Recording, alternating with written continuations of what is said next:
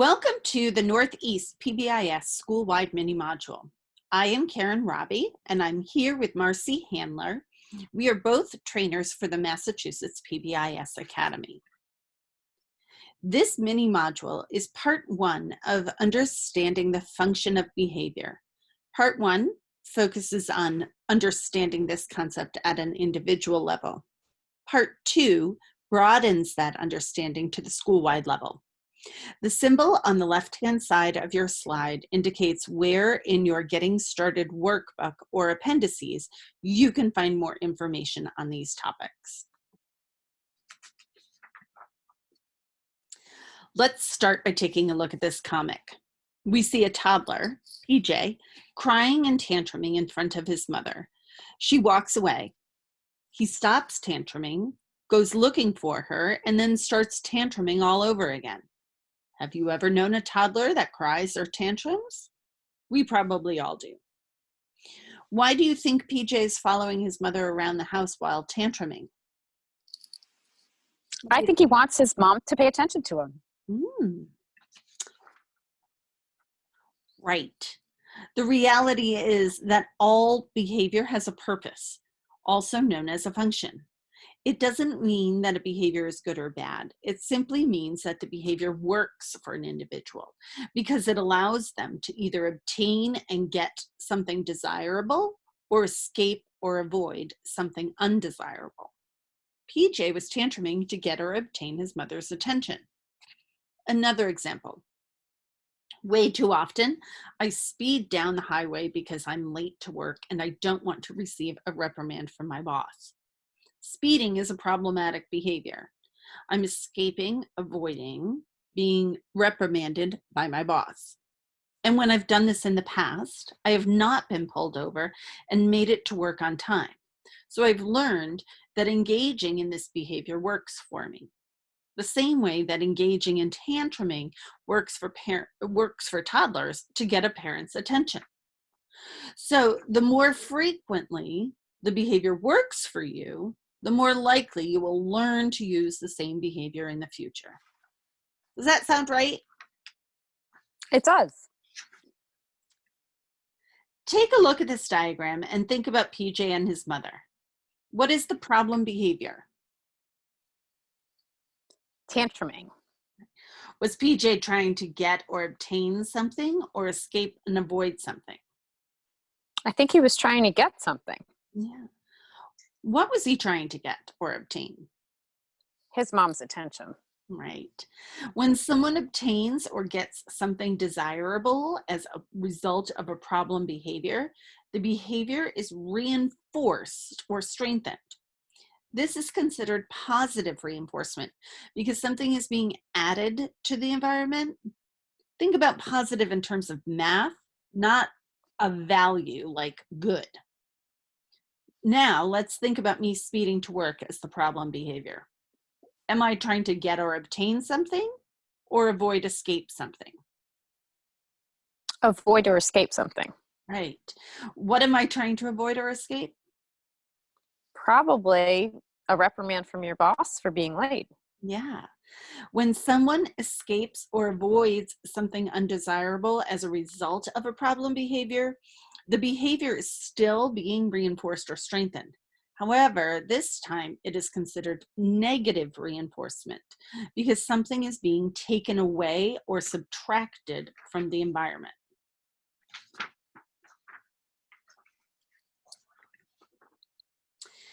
When we don't take a function-based approach to discipline, problem behaviors can be indirectly reinforced. Here are two common non-examples. In both circumstances, the student's problem behavior was reinforced. How so? Well, if Landon wants to skip school in order to avoid being there, and the consequence is she's suspended, then maybe she'll want to skip more often. Yeah, exactly. And then in the second example, If it was assumed that a student was being disruptive in class to get attention from peers or the teacher and is now being escorted down the hall to the office, he or she will likely get even more attention from the principal. I get it. So for both, the problem behavior worked to get what they wanted. Exactly.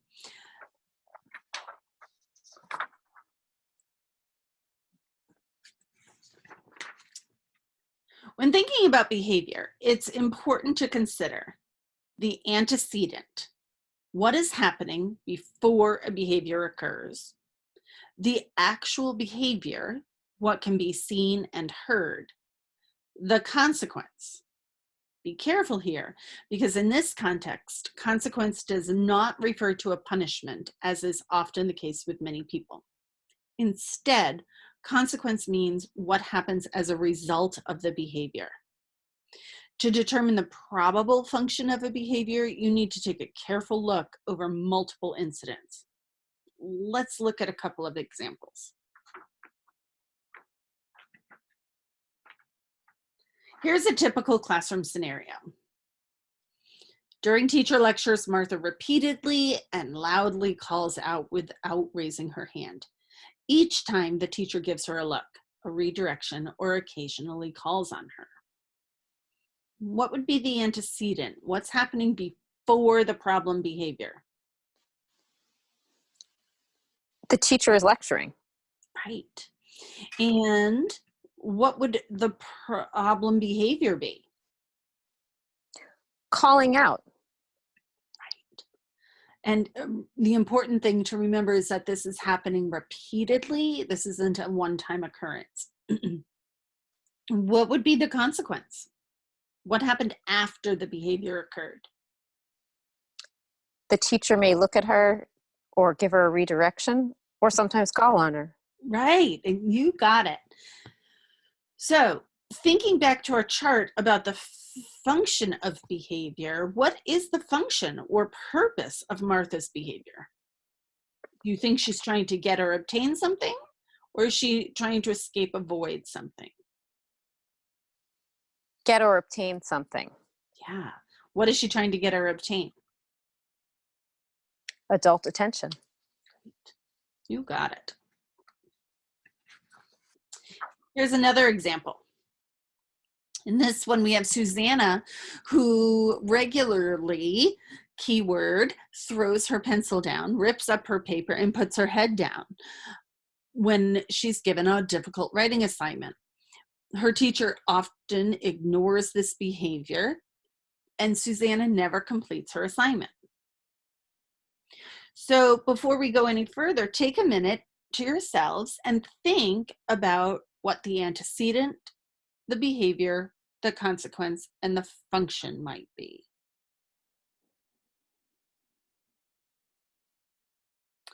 Marcy, what do you think? What is the antecedent?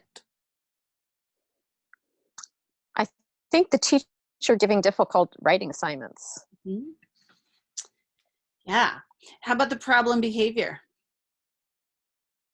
She throws pencils, rips up paper, or puts her head down. Mm-hmm. How about that consequence? Well, she gets ignored or she doesn't have to do the assignment she's given. Right. So what would be the function or the purpose of Susanna's behavior? Is she trying to get or obtain something, or is she trying to escape, avoid something?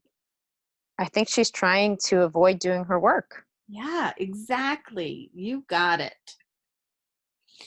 And in both of these examples, the problem behaviors were inadvertently strengthened or reinforced by the teacher. Therefore, the likelihood of that problem behavior happening again is going to increase. This is exactly what we do not want to do. Instead, we want to think about how we can prevent, teach, and respond differently to avoid this behavior pattern from happening.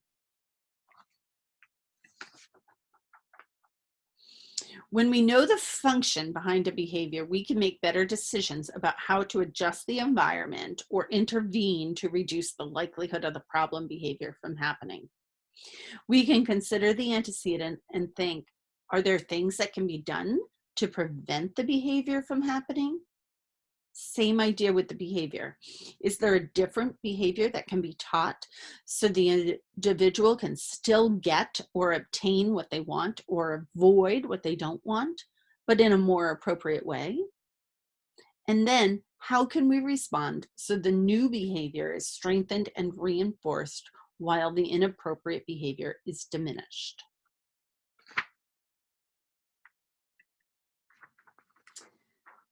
Let's go back to Martha.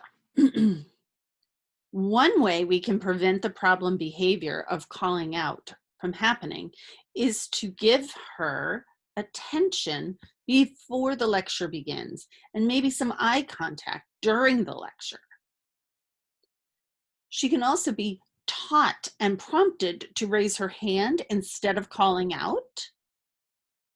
And as her teacher, I will reinforce that appropriate behavior by calling on her only when she raises her hand and ignore her responses when she doesn't. These are all simple strategies that make up a solid Tier 1 school and classroom foundation. Same idea with Susanna. How can the prevent, teach, respond model be used in this example? Take a moment to pause the video here and jot down your ideas before we reveal them. What did you come up with here, Marcy? Well, if I know that writing is hard for Susanna, I could prevent those problem behaviors by changing something about her assignment. Maybe there's a way to make it easier or more pleasant for her.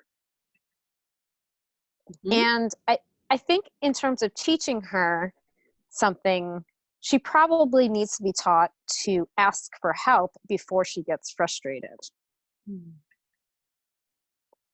When I think about how I can respond differently or reinforce the new behavior, I think I can find more opportunities that if she asked for help or if she said, this is too hard, that I can reinforce her for doing that instead of going back to those tantrum behaviors.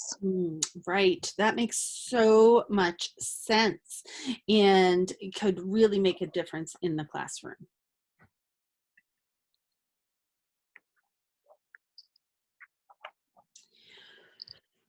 So for all of you watching the video, in your Getting Started workbook, section 5A, you will find this chart. Take some time now to think about a problem behavior that you often encounter. Identify the antecedent, behavior, and consequence, as well as ways you can apply that prevent, teach, respond model. And then in the next module, Function of Behavior Part 2, we will examine how we can use function of behavior to prevent, teach, and respond to problems in school-wide settings. Thank you for listening, and if you have questions on how to use this further, please reach out to your trainers for assistance.